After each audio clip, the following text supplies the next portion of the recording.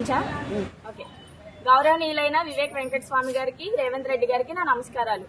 Congress party అంటే కార్యకర్తల party అన్నారు. పార్టీలో ఎలక్షన్స్ అయిపోయిన తర్వాత వచ్చిన వాళ్ళకి మీరు సీట్లు ఎలా ఇస్తారు? ఎలక్షన్స్ అయిపోయిన తర్వాత వచ్చిన వాళ్ళకి మీరు పదవులు ఇస్తున్నారు. మరి ముందు నుంచి పార్టీ కోసం కష్టపడి పనిచేసిన వాళ్ళకి మీరు ఏం చేస్తారు? 40 సంవత్సరాల నుంచి పనిచేసిన సీనియర్ లీడర్స్ ఉన్నారు.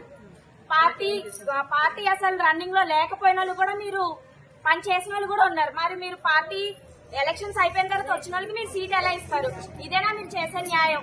మాకైతే న్యాయం కావాలి. మాకైతే ఇది అసలు మంచిగా అనిపించట్లేదు.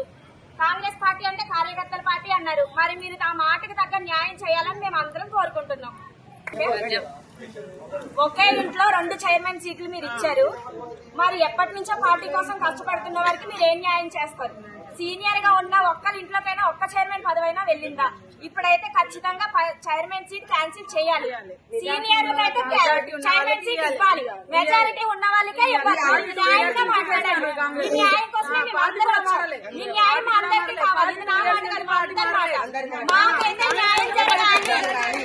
వాళ్ళని మీరు దృష్టిలో తీసుకొని మీరు ఒకసారి దృష్టిలో తీసుకొని మీరేం ఆలోచించి చేస్తారని మేము అందరం చూస్తున్నాం.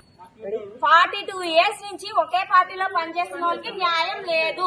మాకు దేవుడు ఒక్కడే, పార్టీ ఒక్కడే. మేము ఇదే పార్టీలో ఉండిపోయాం. పార్టీ ఉన్నా లేకున్నా మా జెండా మాత్రం కాంగ్రెస్ జెండానే ఎగిరింది. మా ఇంటి ముందు గానీ మా వాడలో గాని. మరి ఇప్పుడు మీరు ఏం చేస్తారు? మాకైతే న్యాయం కావాలి. ఇంకొకసారి కాంగ్రెస్ పార్టీ న్యాయం చేస్తుందని మేము ఓటేసి మేము గెలిపించుకున్నాం.